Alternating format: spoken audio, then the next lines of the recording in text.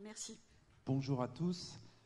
Paul Cessego, donc je suis directeur d'IDTGV depuis un peu plus d'un an maintenant. Et je vais essayer de vous expliquer le rôle d'une petite entreprise comme IDTGV, 70 personnes, dans un énorme groupe comme la SNCF qui en fait 220 000, et comment une petite ingénierie marketing peut influencer tout un secteur. Alors, IDTGV, c'est quoi ? C'est un opérateur ferroviaire qui représente aujourd'hui 5% de la grande vitesse en France. Ça veut dire 4,5 millions de passagers par an, 220 millions d'euros de chiffre d'affaires. Ça représente 30 à 40 trains par jour. Et sa spécialité, c'est vraiment l'occupation du temps de voyage, avec deux ambiances de voyage, le zen et le zap. Le zen, où vous trouvez la tranquillité et le repli sur soi, et le zap, un peu d'animation et de convivialité. Donc un vrai spécialiste de la longue distance en France. Alors, un peu d'histoire. Pourquoi la SNCF a créé une entreprise comme IDTGV ? Alors ça remonte à 2004. À 2004, on était dans une autre époque, une époque où en France arrivaient les low-cost aériens et où les marges de la grande vitesse du TGV étaient telles qu'on se disait que tout le monde allait débarquer sur ce marché pour nous prendre ces marges. Donc, à l'époque, les dirigeants se sont dit comment on va réagir face aux low-cost aériens et face à ces potentiels nouveaux concurrents. Quand on connaît la SNCF, qui est extrêmement lourde à se mettre en mouvement et dont la nouveauté n'était pas forcément, d'un point de vue marketing, la force. Et donc, il y a eu un pari un peu fou, une histoire un peu improbable qu'a lancé Guillaume Pépi et Mireille Faugère à l'époque, c'était de créer son concurrent interne.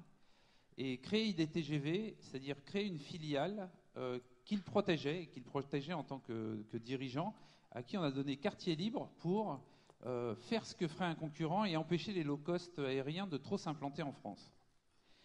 Alors l'histoire est improbable parce que quand vous êtes dans un énorme groupe public, qui est le champion du ferroviaire en France, qui est champion mondial de la grande vitesse, créer une petite filiale qui essaye de montrer qu'on peut faire différemment et mieux sur certains secteurs, ça n'a pas été forcément très facile. Et IDTGV a été en danger plusieurs fois parce que la maison mère se disait on n'a pas besoin de ce troublion qui vient nous montrer comment on peut faire différemment. Mais les dirigeants l'ont protégé, ce qui a permis à la filiale de se développer. Alors, qu'est-ce qui caractérise IDTGV aujourd'hui ? Je dirais, cette entreprise a un ADN très spécifique qu'on pourrait simplifier en 3 points. Le premier point, c'est une véritable entreprise centrée client. Alors je vois ce que tout le monde peut penser, c'est très tarte à la crème. On n'a jamais vu un DG arriver sur scène dire mon entreprise n'est pas centrée client. Oui, mais nous c'est pour de vrai. Et je vais vous dire pourquoi, parce qu'on est peut-être le seul opérateur ferroviaire en Europe qui ne sait pas faire rouler des trains. C'est-à-dire qu'on est incompétent pour faire circuler le moindre train sur le réseau national. Parce que on a un partenaire qui fait ça pour nous et c'est la SNCF, et elle le fait très bien. Et que si on avait à faire rouler des trains, on s'occuperait plus de nos clients parce que c'est tellement compliqué de faire rouler des trains que quand vous avez cette responsabilité-là, en fait, vous êtes centré sur vos trains, vous êtes train-centric, comme disaient les anglo-saxons, mais vous n'êtes pas centré sur vos clients. Nous, on n'a pas ça à faire, on a donné ça à la SNCF, donc la seule chose qu'on a à faire, c'est à s'occuper de nos clients et c'est notre seule mission. Le deuxième point de notre ADN, c'est on est pure web player, 100% Internet, et ça veut dire qu'on a un IT qui est fait pour ça, qui est performant et qui est cohérent sur toute la chaîne de valeur.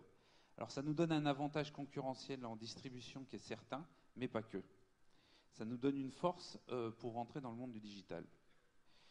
Et le troisième point, qui est peut-être à mon sens le plus important, c'est on est en rupture managériale par rapport aux entreprises classiques comme la SNCF, c'est-à-dire qu'on est en co-construction permanente avec nos clients et surtout avec les personnels en contact de nos clients. Nous, on n'a aucun personnel en propre. On n'est qu'une ingénierie marketing, c'est 70 personnes qui font rouler en gros 11 000 trains par an. En revanche, pour réussir les services qu'on veut monter, on est en permanence en rétroaction avec les personnels de nos partenaires, que ce soit la SNCF pour les superviseurs qui sont à bord, ou d'entreprises privées comme Cremonini ou Acticall pour notre centre d'appel, pour voir comment ils réalisent leur mission et s'assurer que les missions qu'on leur a données à faire sont réalisables et comment on les améliore.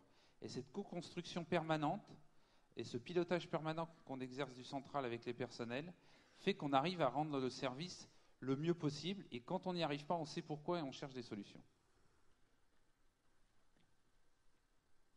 Alors ça donne quoi comme résultat? Ça donne une entreprise qui est globalement aimée par ses clients. Quelques chiffres, 89% de satisfaction cette année, en croissance constante. Un Net Promoter Score de 35%.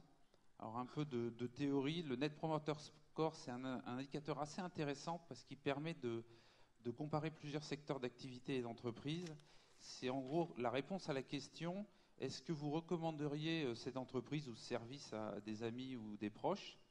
Et si vous notez cette question de 0 à 10, de 0 à 6, vous êtes détracteur, 7, 8, vous êtes neutre, et 9 à 10, vous êtes promoteur. Et vous faites la soustraction du nombre de promoteurs versus le nombre de détracteurs. Donc, vous prenez des sociétés comme Apple, qui communiquent sur un Net Promoter Score de 70%, un peu les champions du monde. Vous avez des opérateurs télécoms qui, eux, ont des Net Promoter Score négatifs. Vous avez plus de détracteurs que de promoteurs.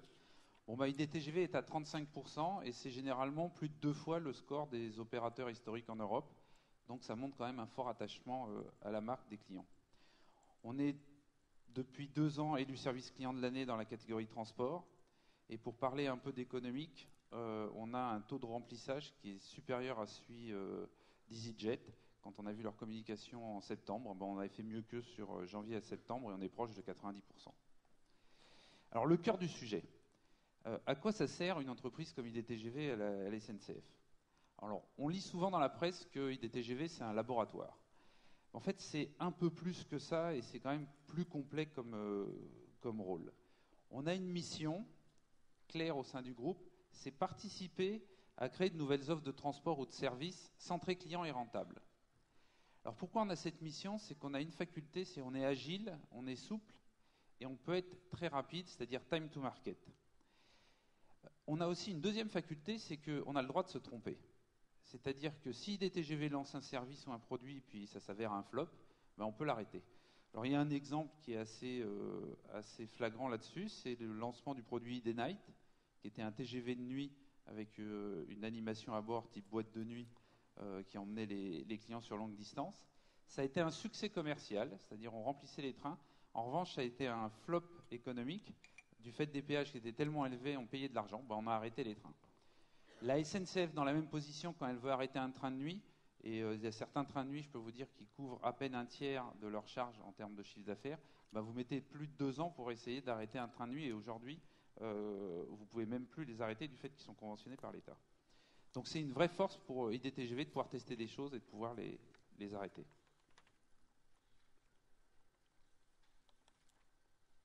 Alors cet aspect de capacité d'implémenter des choses rapidement, de tester des idées, de les mettre en pratique, c'est un peu en train de devenir la marque de fabrique de l'entreprise. Et on est en train d'essayer de l'ancrer dans la culture de l'entreprise, d'en faire une vraie démarche managériale où tous les salariés d'IDTGV porte cette faculté d'avoir des idées, de choisir les bonnes et d'en faire des tests ou des expériences.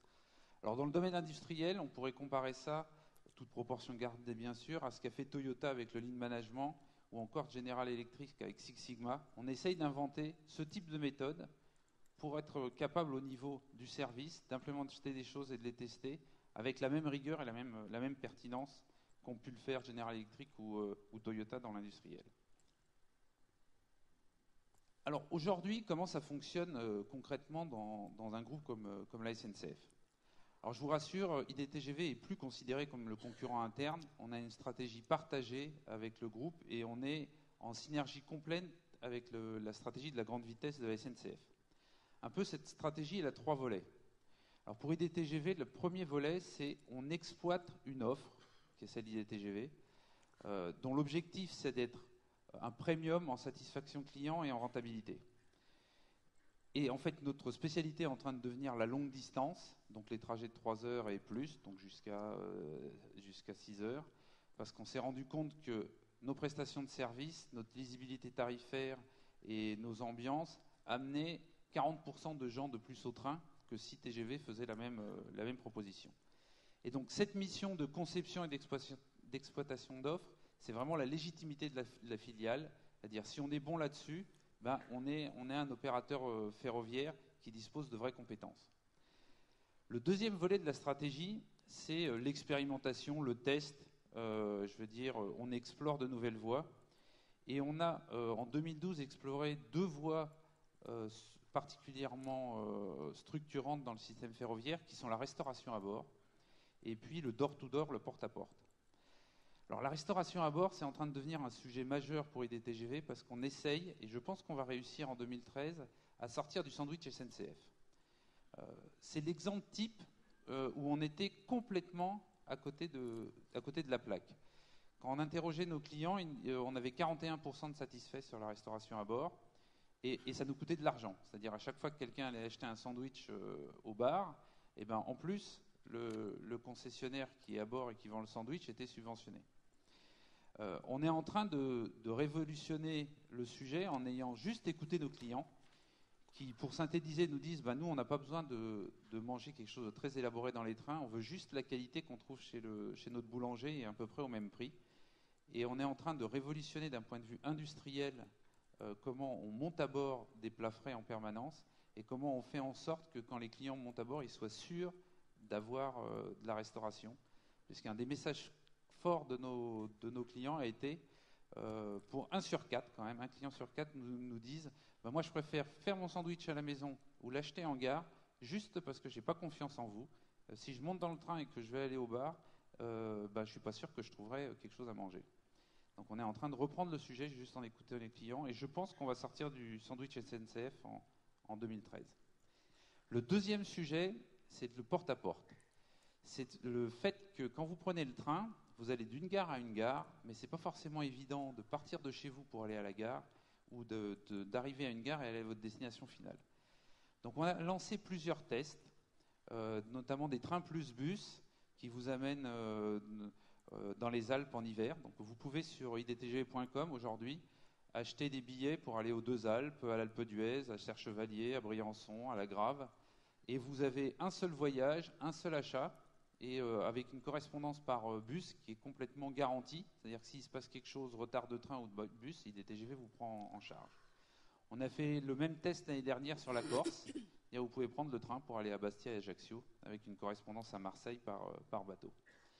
Mais le sujet majeur qu'on va tenter de développer à grande échelle en 2013, c'est le chauffeur qui vient vous chercher à la maison avec une voiture particulière, vous amène à la gare, ou quand vous arrivez en gare, vous ramène à la maison.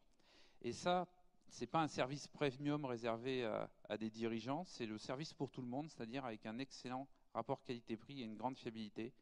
Et ça, c'est permis par l'écoute des clients et notre maîtrise de l'information, parce qu'on peut anticiper les choses. Donc ce type de service qui est fait avec un partenaire Navendis, c'est un peu le vecteur de développement de 2013, auquel on va ajouter 2 nouveaux sujets d'exploration. Le digital au sens large, où je synthétiserai l'objectif, c'est de créer la télécommande du transport, c'est-à-dire que chaque client ait dans sa poche la télécommande de ses trains et soit rassuré qu'il puisse acheter un train ou soit rassuré sur son voyage ou sur son voyage futur. Et puis continuer à prendre de l'avance sur la relation client à distance, parce que c'est l'accompagnement du digital, c'est l'humain dans le digital, et on a beaucoup d'innovations à faire dans ce domaine, que ce soit dans le transport ou en général. Donc ça, c'était le deuxième volet de la stratégie. Si on expérimente, on teste, et ça, c'est un peu la valeur ajoutée d'IDTGV dans le groupe, c'est que ça ouvre de nouvelles voies. Maintenant, le dernier volet, c'est l'asset de la filiale pour le groupe, c'est-à-dire c'est sa valorisation. C'est qu'on aide le groupe à lancer de nouvelles offres. Donc, pour donner des exemples très concrets, vous avez eu cet été, en juillet, le lancement d'une offre qui s'appelle IDBus, qui est vraiment le petit frère d'IDTGV. Pourquoi le petit frère? Parce que déjà, la directrice générale d'IDBus est l'ancienne et la première directrice générale d'IDTGV. Mais surtout, c'est que tout le système d'information, le système commercial d'IDBus a été fait par IDTGV. Et dans un time to market qui est remarquable, puisque l'idée est arrivée fin 2011, c'est-à-dire en novembre. En novembre, la décision est prise de lancer des bus longue distance, et en juillet, on vendait les premiers tickets. Vous allez avoir un deuxième exemple en 2013 de la participation d'IDTGV au lancement de nouvelles offres. Ça va être le lancement d'un TGV économique, une vraie révolution dans le ferroviaire, puisque ça reprend tous les succès d'IDTGV en essayant d'abaisser les coûts encore plus pour offrir des prix encore plus bas. Et donc ça va être dans le premier semestre 2013. Vous allez avoir le lancement de cette offre par la SNCF, qui va être une vraie révolution dans le monde ferroviaire. Et cette offre est née dans sa conception à IDTGV, et IDTGV fait la moitié de l'offre, puisqu'elle fait tout son système d'information commerciale. Donc en conclusion, et pour vous laisser la parole et vous laisser l'opportunité de poser quelques questions, je dirais que le pari fou des dirigeants à l'époque, qui étaient Guillaume Pépi et Mireille Fogère, de créer un concurrent interne en lui laissant de la liberté pour faire différemment, et tout ça pour faire une arme face à la concurrence, 8 ans après, il est complètement atteint, puisque cette arme, c'est un peu IDTGV, c'est un vrai atout, et c'est un atout que le groupe, un énorme groupe, peut déployer là où il sera attaqué. Et dans les années qui viennent, on s'attend à, je dirais, ce que le ferroviaire soit complètement libéralisé dans les 6 à 8 ans qui viennent. IDTGV aura toute sa place pour que le groupe SNCF conserve ou gagne des parts de marché au niveau de l'Europe. Merci de votre attention. Merci à vous. Alors, juste une petite chose. Tout à l'heure, j'ai oublié de vous informer que vous pouvez très facilement poser vos questions, pas uniquement sur Twitter, mais vous avez des charmantes hôtesses ou des étudiantes, vous les voyez là, elles vont agiter leur petit micro. Voilà. Alors, n'hésitez pas non plus à prendre la parole, tout simplement, par ce biais, et d'être en direct, live, voilà, avec Paul Cécégo pour cette séance de questions-réponses.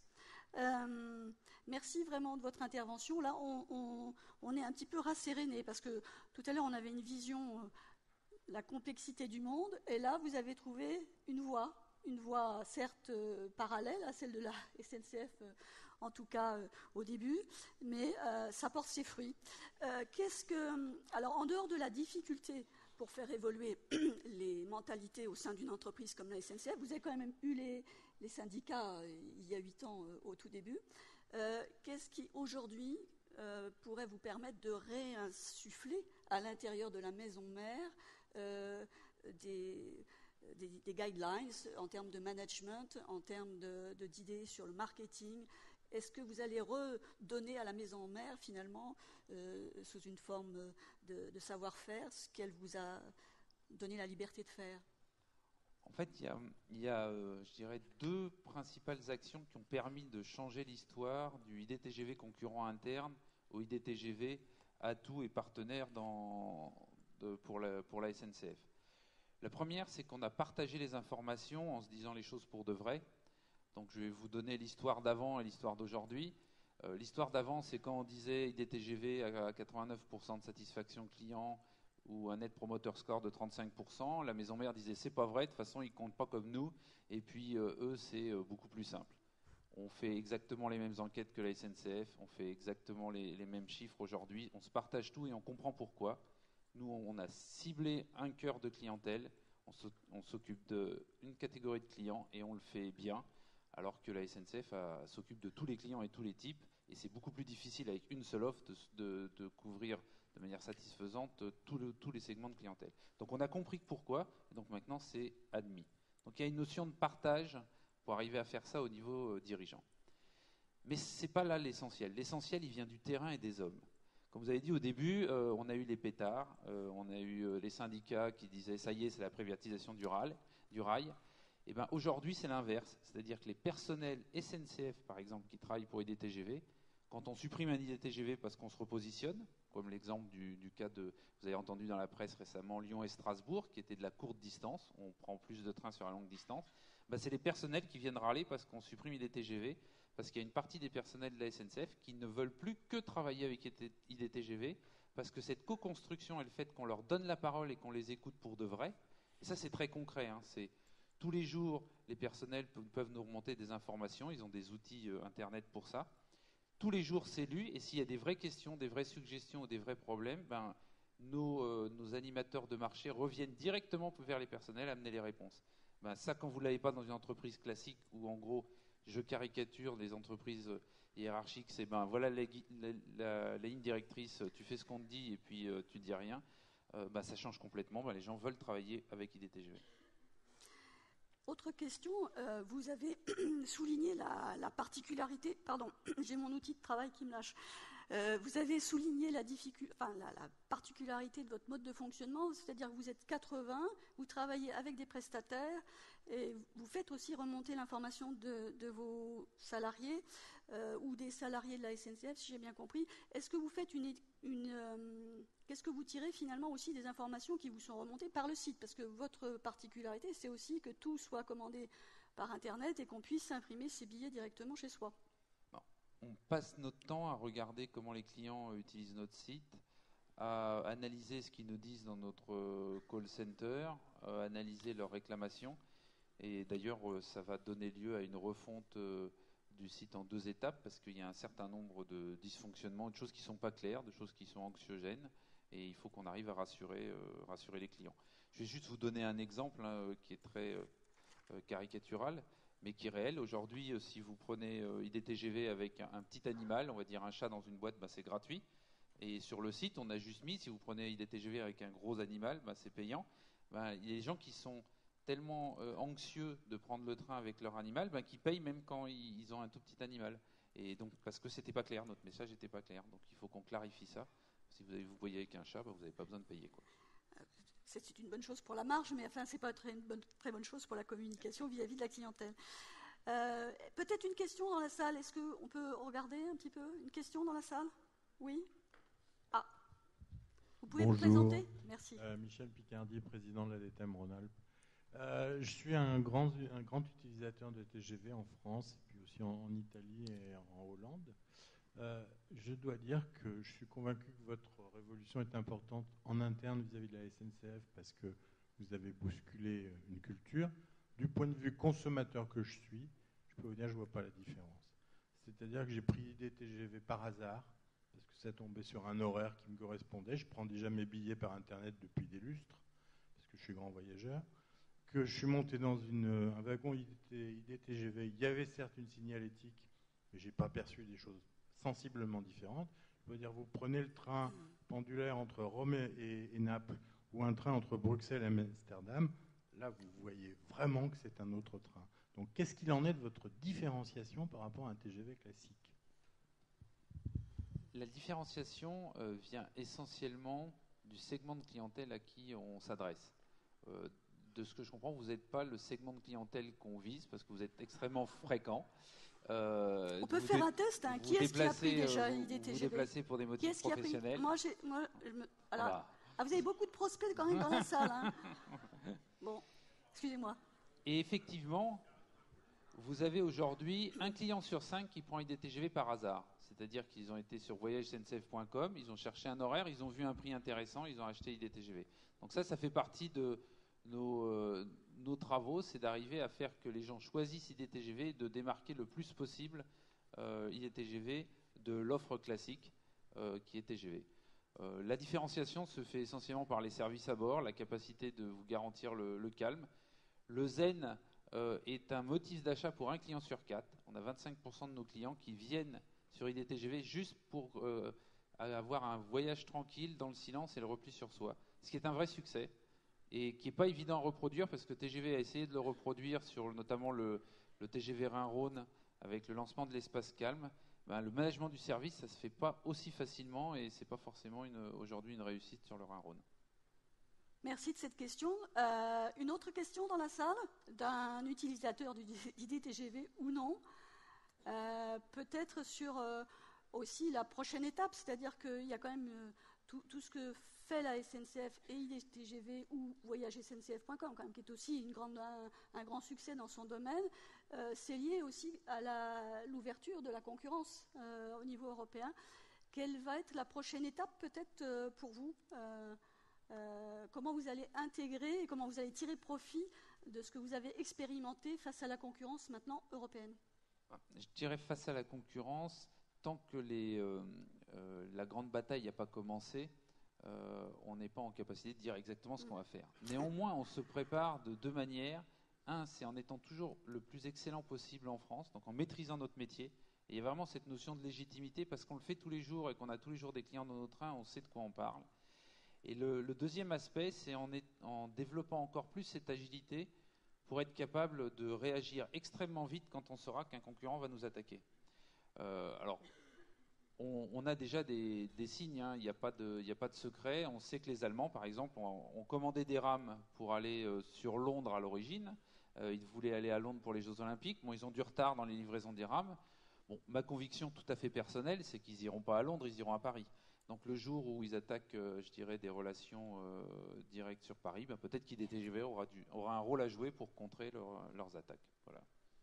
Une autre question qui était un petit peu sous-jacente dans un tweet, quel a été vraiment l'impact? Alors, je ne vous demande pas forcément de faire le bilan pour IDTGV, parce qu'on a bien compris que vous avez un mode de fonctionnement particulier, mais au sein de la maison mère, est-ce que vraiment il y a des décisions de prise, de réorganisation, peut-être de segmentation par cible, ou quelle a été l'infusion et l'impact de votre savoir-faire sur la maison mère? Je dirais, on peut en citer deux. Un d'un point de vue marketing, le deuxième d'un point de vue managérial. D'un point de vue marketing, la maison mère sur la grande vitesse est convaincue aujourd'hui qu'on ne peut pas avoir une offre généraliste pour tout le monde. C'est-à-dire le TGV issu du service public qui s'adresse autant aux familles qu'aux professionnels, qu'aux gens qui cherchent des petits prix, qu'aux seniors qui se déplacent sur longue distance. Il ne peut pas y avoir une offre, il en faut plusieurs. Donc, et c'est le travail qui est en train de se mettre en place. Dans, je pense, 5 ans, vous aurez plus une offre TGV en France et un IDTGV. Vous aurez 4-5 offres très segmentées et qui répondront au mieux aux besoins des clients. Donc ça, c'est le premier enseignement et je pense qu'il est majeur parce que ça a sorti la SNCF dans la grande vitesse de son histoire de service public, c'est-à-dire d'essayer de mieux segmenter son offre. Le deuxième, il est managérial. Je veux vous dire qu'en interne SNCF, ça interpelle des managers de la SNCF qui voient leur même personnel ne pas avoir la même attitude quand ils travaillent pour deux produits différents. Et on essaye de décrypter les clés et comment on peut amener, avec son histoire, parce qu'il ne faut pas renier l'histoire de la SNCF qui a des points très très forts et très positifs, à faire évoluer les relations sociales au sein de la SNCF. Bon, ça c'est quelque chose de long terme. Je ne vous dis pas qu'en 5 ans on est capable de faire aussi vite qu'on peut le faire en marketing. Ouais. Marketing en temps réel, mais ça demande quand même un petit peu de temps. Le management du changement, je pense qu'on en reparlera parce qu'on est en plein dedans en fait. Ça prend du temps, y compris dans des structures un peu évolutives, parce que la SNCF, peut-être qu'elle va être un autre jour mariée avec RFF, on ne sait pas encore. Bien. Plus d'autres questions? Écoutez, une autre toute petite, mais alors très très vite, parce que là nous allons passer à l'orateur suivant. Dans un autre domaine, un autre univers. Bonjour Anne-Laure Desmortier, SANEF. Je voudrais simplement savoir comment vous gérez votre concédant, puisque c'est quand même avec lui que vous négociez les tarifs, il me semble. SANEF, alors, une question un peu intéressée peut-être. Dirons vous parlez des tarifs sur RFF? Les tarifs sont complètement publics. C'est-à-dire vous avez un tarif pour tous, et c'est le même pour tout le monde, que vous soyez IDTGV, SNCF ou un opérateur étranger, c'est un tarif public. Donc il n'y a pas de négociation, ils sont fixés par la loi. Bien, écoutez, désolé, c'est la dernière question. Il y aurait eu d'autres questions, bien sûr, par exemple sur le sandwich, mais enfin, on sera au rendez-vous en 2013. On testera. Merci beaucoup, Paul Cécégo.